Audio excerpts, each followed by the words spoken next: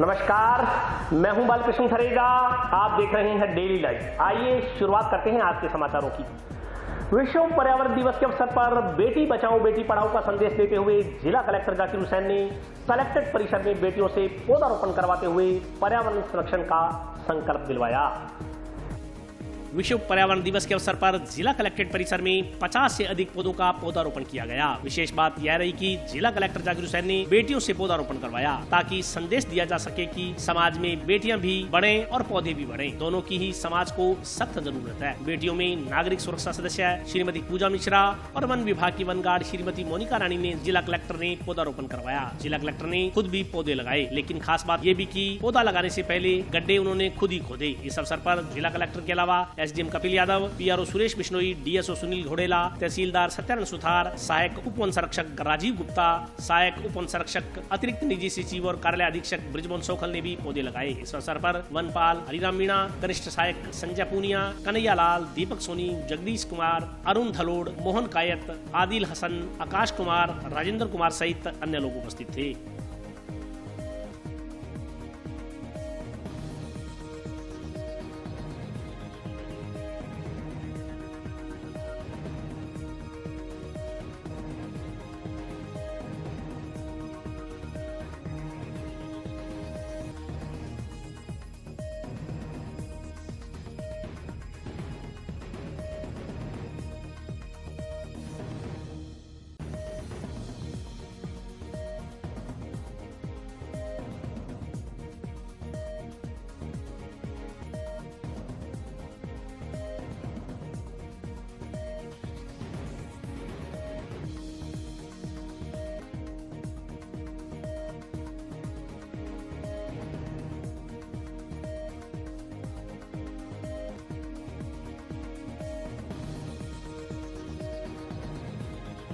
आज विश्व पर्यावरण दिवस है।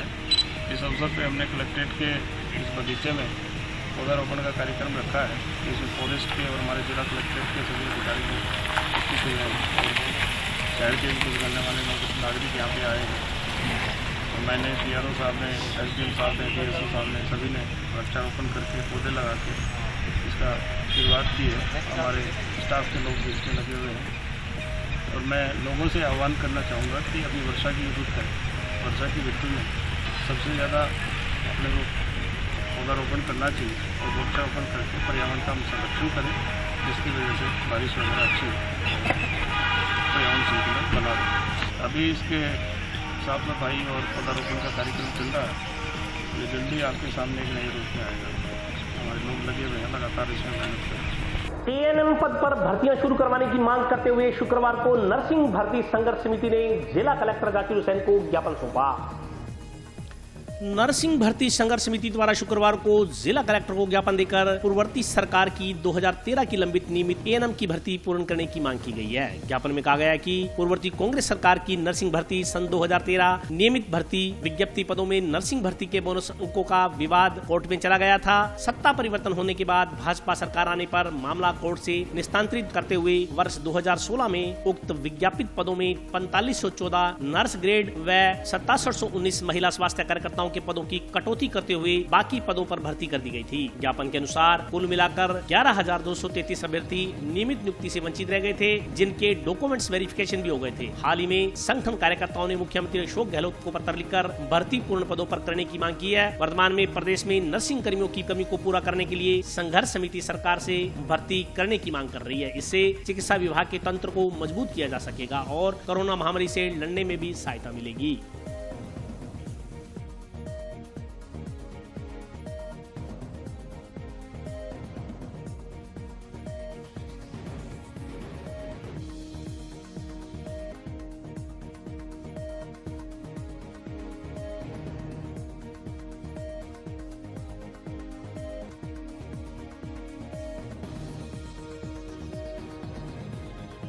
सात साल हो गए रहते हुए 10-10 की नौकरी खाते फिर रहे हैं, बेरोजगार हैं।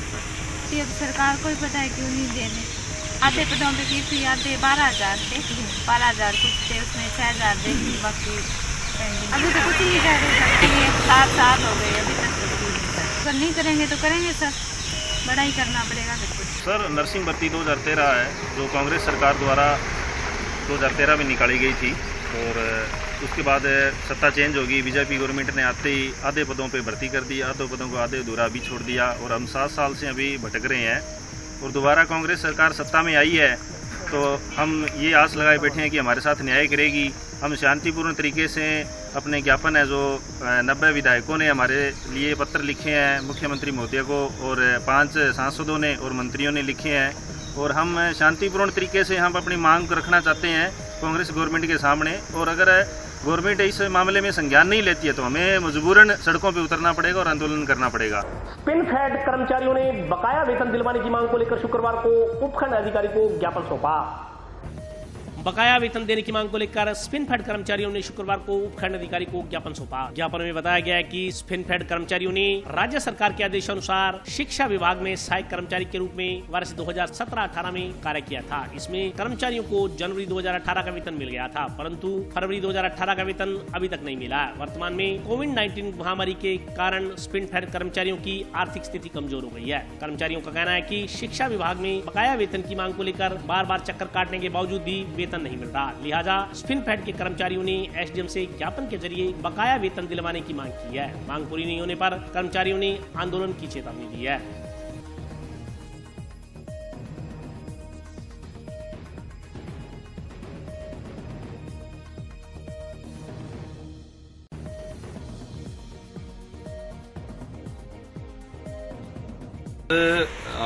एसडीएम साहब से मिले थे जो इस स्पिनिंग मिल के हैं मैनेजमेंट में, तो हमारी ये मांग है कि जो मजदूर थे जो शिक्षा विभाग में गए कुछ मजदूरों का वेतन रुक गया और हमारी ये मांग ये कोरोना के दौर में आर्थिक संकट के दौर में ये भुगतान अतिशीघ्र मिलना चाहिए।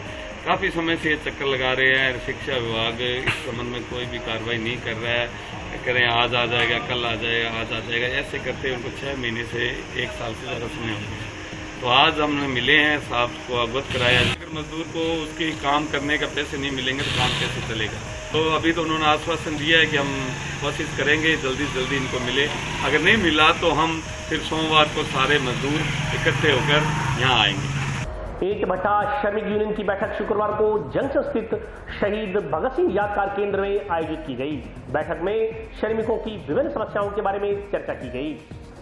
भट्टा मजदूर श्रमिक संघों में भट्टा मालिकों की समझौता वार्ता शुक्रवार को जंक्शन लेबर कोर्ट कार्यालय में आयोजित की गई। बैठक में भट्टा मालिकों के उपस्थित न होने के कारण बैठक रद्द हो गई। इसके पश्चात जंक्शन स्थित शहीद भगत सिंह यादगार केंद्र में मजदूर संगठन ईंट भट्टा लेबर यूनियन व अम्बेडकर ईंट भट्टा मजदूर यूनियन के सदस्यों व पदाधिकारियों की बैठक का आयोजन किया गया। बैठक में भट्टा मजदूरों की समस्याओं पर चर्चा की गई। यूनियन पदाधिकारियों ने बताया कि श्रीगंगानगर, नोहर, भादरा व अन्य सभी स्थानों पर मार्च माह में ही बैठक कर भट्टा मजदूरों की मजदूरी नियमानुसार बढ़ा दी गई थी, परंतु सिर्फ हनुमानगढ़ विधानसभा क्षेत्र में भट्टा मालिकों की आनाकानी के कारण समझौता वार्ता नहीं हो पा रही। बैठक में आगामी बैठक के संदर्भ में चर्चा की गई और तय किया गया कि सोमवार को होने वाली समझौता वार्ता में भी भट्टा मालिक नहीं पहुंचे तो मंगलवार को विरोध प्रदर्शन किया जाएगा। बैठक में सतीश अरोड़ा, रविंद्र बाबरी, मंगल राम, गोपी राम, वारिस अली आदि मौजूद रहे। आज दिन बच्चों से आए आप लोग फोन पे संपर्क किया, आप लोग आगे यही काम अगर मार्च में हो जाता तो अपने रेट बंद कर, क्योंकि आपको जरूरत नहीं है। यूनियन को एक झाड़ू समझ रखा आप लोगों ने, झाड़ू कैसे समझ रखा है तमाम मजदूरों ने, चाहे बच्चे वाला हो चाहे कोई दूसरा हो, वो कहते हैं कमाई होनी चाहिए, पैसा तो बढ़ना चाहिए, पर यूनियन को नहीं मानेंगे। आज ईंट भट्टा एसोसिएशन है, हमारी जो 2 यूनियन है, एक सीटू यूनियन और अम्बेडकर यूनियन की आज समझौता वार्ता रखी गई थी, जिसमें भट्टा एसोसिएशन के जो पदाधिकारी थे उन्होंने आना था और हम लोग भी वहाँ पहुँचे थे और लेबर इंस्पेक्टर भी वही थे। अब आज वो यहाँ पहुँचे नहीं, बहाना बना लिया क्योंकि उन्होंने लेबर को रेट नहीं देने की मंशा बना रखी है और जो लेबर है ईंट भट्टों पे सारी समझ बाहर से आती है। अब इनके जाने की खाने की व्यवस्था भी बड़ी मुश्किलें पड़ जाएगी अगर ये रेट वगैरह नहीं देंगे तो। इसी बात को लेकर के आज सीटू यूनियन और हमारी राजस्थान अम्बेडकर यूनियन की बैठक हुई है, जिसमें यह निर्णय लिया गया है कि अगर सोमवार को लेबर इंस्पेक्टर या प्रशासन द्वारा हमारी समझौता वार्ता नहीं करवाई गई या इन मजदूरों को जो हर वर्ष रेट बढ़ा करके दिया जाता है, जैसे कि गंगानगर में रेट बढ़ा करके दे दिया गया, नौर है, भादरा है, रावसर सब जगह दे दिया गया है, एक हनुमानगढ़ को ही रोका गया है। अगर यहाँ रेट क्या नहीं किया गया तो मंगलवार को यानी कि सोमवार को समझौता वार्ता विफल हो जाती है तो मंगलवार को समस्त भट्टों पे हड़ताल कराई जाएगी। और जितने मजदूर साथी हैं हमारे, जो जितने मजदूर हैं, उनको कलेक्टर ऑफिस आएंगे वो और प्रदर्शन करेंगे। यही आज हमारा फैसला हुआ है। विभिन्न संस्थाओं द्वारा पर्यावरण दिवस के उपलक्ष्य में पर्यावरण संरक्षण के उद्देश्य से पौधारोपण कर पक्षियों के लिए परिंदे बांधे गए। विश्व पर्यावरण दिवस के अवसर पर विभिन्न संस्थाओं द्वारा पर्यावरण संरक्षण के उद्देश्य से पौधारोपण किया गया। इसी क्रम में विश्व पर्यावरण दिवस पर शुक्रवार को उत्तम पब्लिक स्कूल में स्काउट गाइड्स द्वारा 21 पौधे लगाकर उनकी देखभाल करने की शपथ ली गई। प्रधानाध्यापक ने बताया कि 5 जून 1973 को पहला विश्व पर्यावरण दिवस मनाया गया था। पर्यावरण संरक्षण के प्रति वैश्विक स्तर पर राजनीति और सामाजिक जागृति लाने के लिए पर्यावरण दिवस मनाया जाता है। इसी तरह टाउन के केजी पब्लिक स्कूल की स्काउट गाइड इकाई द्वारा वार्ड संख्या 27 में अम्बेडकर कॉलोनी के एक पार्क में पौधारोपण कर पक्षियों के लिए परिंदे बांधे गए। स्काउट गाइड कैडेट्स ने बताया कि फैक्ट्रियों और वाहनों के धुएं से वातावरण दूषित हो रहा है। पर्यावरण संरक्षण के लिए पौधारोपण बहुत जरूरी है। स्काउट गाइड के सहायक सचिव अशोक सुथार ने बताया कि लॉकडाउन के दौरान जब सभी वाहन थम गए थे तो प्रदूषण भी कम हो गया था। अब पुनः औद्योगिक गतिविधियों के संचालन से वातावरण प्रदूषित हो रहा है। प्रत्येक व्यक्ति को पर्यावरण संरक्षण का प्रयास करना चाहिए। आज विश्व पर्यावरण दिवस पर KG public senior secondary school द्वारा स्काउट व गाइड्स की सहायता से आज पार्क में परिंदे लगवाए गए। और आज पर्यावरण दिवस पर मैं सभी को शुभकामनाएं देता हूं और ये कहना चाहता हूं कि आज ज़्यादा से ज़्यादा पर्यावरण की सभी चीज़ों का देखभाल करें और ज़िंदगी में हर दिन अपने बर्थडे पर भी एक ना एक पौधा ज़रूर लगाएं और उसी देखभाल करें। हमें पौधों से हमें ऑक्सीजन मिलती है और मैं तो लास्ट में यही कहना चाहता हूँ कि ना उनकी देखभाल करें और उनकी रक्षा भी करें। आज विश्व पर्यावरण दिवस में सर्वप्रथम केजी पब्लिक सेकेंडरी स्कूल के द्वारा इस उपलक्ष्य में आज स्कूल के स्काउट्स के द्वारा विशेष रूप से जो पक्षी हैं जो बोल नहीं सकते, उनके लिए पानी की व्यवस्था की गई, परिंदों की व्यवस्था की गई। साथ में बच्चों के अंदर पर्यावरण के प्रति जागरूकता, मोहल्ले में पर्यावरण के प्रति जागरूकता अपनाने के लिए हमने एक सांकेतिक रूप से परिंदे बांधना और उसके अलावा पानी पौधों की सार संभाल करना। और मैं ये कहना चाहूँगा कि कोविड-19 महामारी के दौरान भी हमारा पर्यावरण काफ़ी साफ हुआ है और इसी से भी हम सबक लेते हुए पर्यावरण के प्रति जागरूक होकर अधिक से अधिक लोगों को जागरूक करें ताकि हमारे आने वाली पीढ़ी जो है इससे खुली हवा में, स्वच्छ हवा में सांस ले सके। पर्यावरण दिवस के अवसर पर विद्यालय के स्काउट्स गाइड्स ने 21 पौधे लगाए और उनकी जिम्मेदारी का निर्वहन करने की भी शपथ ली। आज जिस तरह से अपने यहाँ पर प्रकृति का विदोहन बुरी तरह से हो रहा है, उसको देखते हुए हमें बच्चों को प्रकृति के संरक्षण को सिखाने की भी आवश्यकता है। और इसी के साथ रुकेंगे हम छोटे से ब्रेक के लिए। आप बने रहिए हमारे साथ, देखते रहिए डेली लाइफ।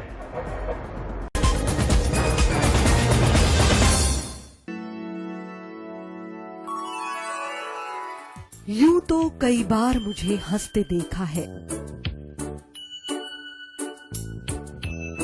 पर ये हंसी कुछ और है।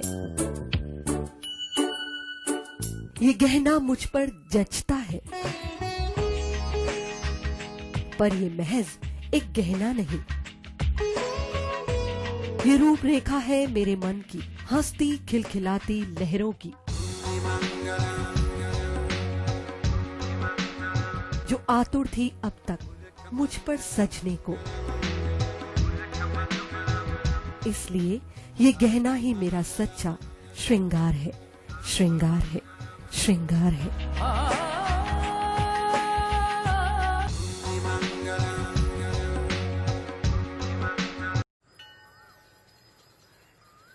अरे बबलू, लॉकडाउन खुलते ही टहलने निकल पड़े। महामारी अभी फैली हुई है। सरपंच जी टहलने नहीं, काम पे वापस जा रहे हैं। तुझे डर नहीं लगता वायरस पकड़ लेगा? पहले थोड़ा बहुत डर लगता था, फिर पता चला कि अगर मैंने पूरी सावधानी बरती तो ये बीमारी होने की संभावना कम है। सबसे महत्वपूर्ण है ये मास्क। काम पर मास्क हमेशा पहनूंगा, समय समय पर हाथ धोता रहूंगा और दूसरों से हर वक्त कम से कम 2 गज की दूरी बनाए रखूंगा। खुद को, दूसरों को और अपने परिवार वालों को भी सुरक्षित रखूंगा। अरे भाई, मेरी जिम्मेदारी बनती है तुझे चेतावनी देना, सो दे दिया। जब देश के मेडिकल और स्वच्छता कर्मचारी रोज कोरोना वायरस से लड़ने का काम कर रहे हैं, तो हमारी भी तो जिम्मेदारी बनती है अपना काम करने की। बबलू, तुझे कुछ हो गया तो? हजारों लोग इस बीमारी को हराकर ठीक हो चुके हैं, और अगर किसी कारण मुझे ये बीमारी हो भी जाए तो सरकार ने अस्पताल में हमारे इलाज के लिए पर्याप्त व्यवस्था कर रखी है। ये घबराने का वक्त नहीं, एक दूसरे का हौसला बढ़ाने का वक्त है। अरे ऐसे क्या देख रहा है? तू काम पे जाएगा, मैं नहीं जाऊंगा, नाक नहीं कट जाएगी मेरी। चलो। मास्क। हाँ, मास्क। अरे नाक तो ढक लो। हाँ। कोरोना वायरस से हमें लड़ाई जारी रखनी पड़ेगी, और उससे डर कर नहीं, पूरी सावधानी के साथ डट कर चलिए। रुकी जिंदगी को आगे बढ़ाएं, देश को आत्मनिर्भर बनाएं। जय हिंद।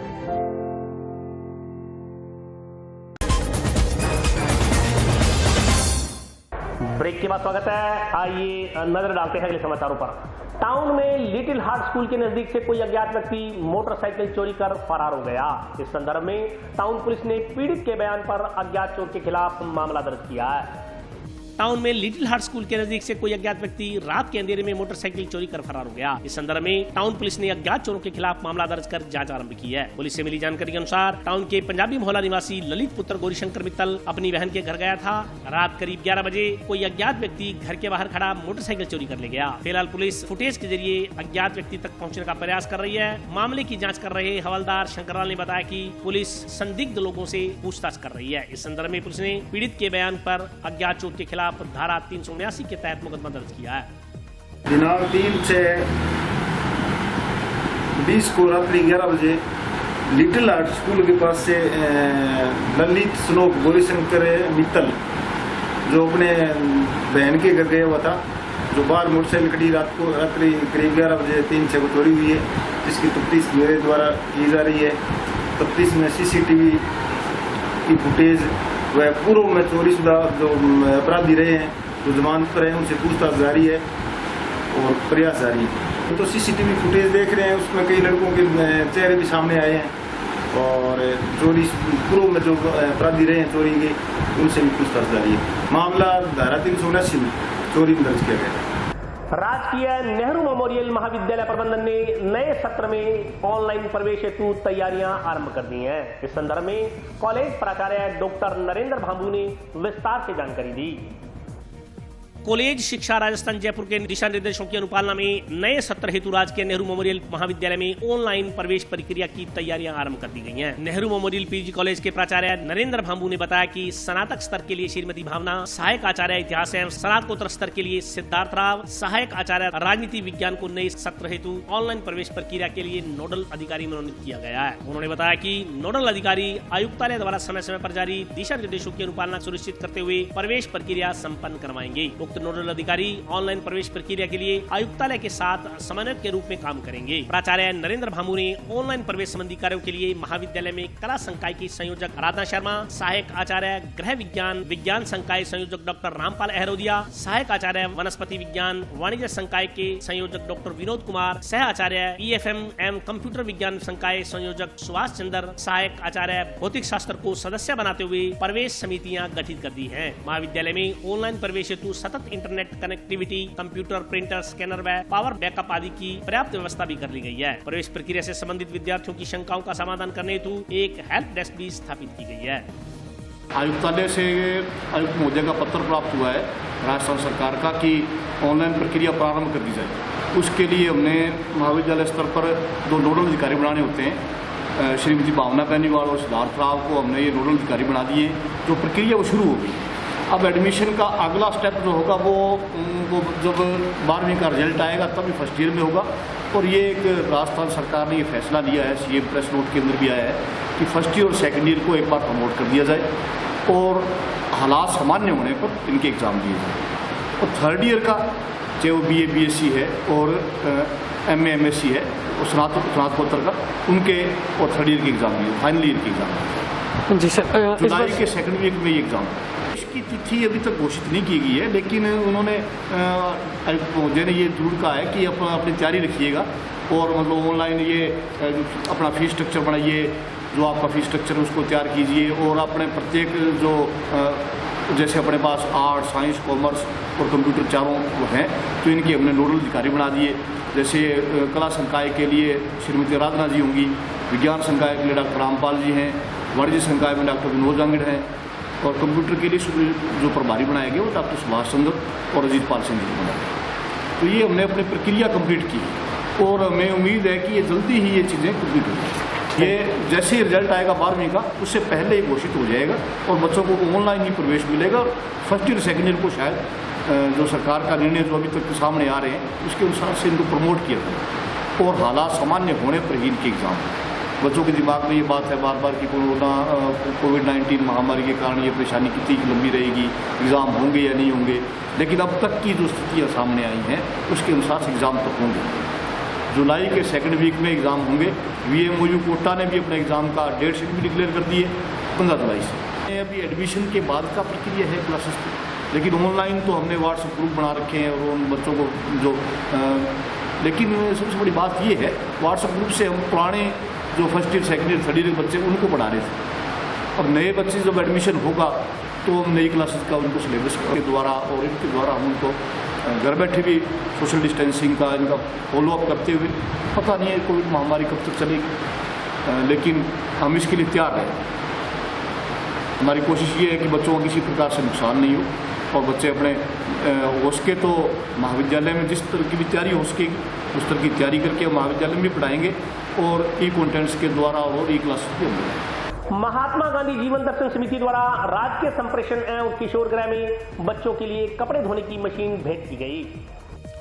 महात्मा गांधी जीवन दर्शन समिति एवं भटनेर किंग्स क्लब की ओर से जंक्शन के राजकीय संप्रेषण एवं किशोर गृह में बच्चों की सुविधा के लिए automatic new generation washing machine भेंट की गई। संयोजक तरुण विजय ने बताया कि बाल अधिकारिता विभाग के सहायक निदेशक ने कोरोना महामारी के चलते बच्चों के कपड़े धोने की समस्या से अवगत करवाया। इसके तहत शुक्रवार को विभाग को automatic new generation washing machine भेंट की गई। उन्होंने बताया कि किशोर गृह में रह रहे बच्चों को समय कपड़े धोने पड़ रहे थे। कोरोना महामारी के चलते सोशल डिस्टेंसिंग के साथ यह कार्य करने में काफी समस्याएं सामने आ रही थी। अब वॉशिंग मशीन की सहायता से बच्चों को बड़ी राहत मिलेगी। इस मौके पर जिला किशोर न्याय बोर्ड सदस्य मुजफ्फर अली जोया, रवि दादीच, रोहित अग्रवाल, राज तिवारी, हरिचारण, दारा सिंह, अरुण खुराना सहित अन्य लोग उपस्थित थे। आज हमने जिला जो कारगाही है बच्चों की जो जेल है, जिसमें हमने देखा कि कोरोना के कारण बच्चों के जो कपड़े थे वो बाहर नहीं भेजे जा सकते थे और बच्चों को खुद को धोने पड़ते थे। इसलिए आज हमने महात्मा गांधी जीवन दर्शन समिति व भटनेर किंग्स क्लब के सुख तत्वावधान में यहाँ वॉशिंग मशीन भेंट की ताकि बच्चों को किसी प्रकार की दिक्कत ना। और महावीर सिंह जी का धन्यवाद देना चाहूँगा कि उन्होंने हमें कहा कि इस प्रकार की बच्चों के लिए जेल में ये समस्या आ रही है। यही कहना चाहेंगे कहीं भी कोई कमी होगी तो हमारा प्रयास रहेगा कि हम उस कमी को पूरा करें। और आज के लिए बस इतना ही। कल फिर हाजिर होता हूँ नए समाचारों के साथ। तब तक आप स्वस्थ रहिए, प्रसन्न रहिए और लॉकडाउन के नियमों का पालन करते रहिए। नमस्कार।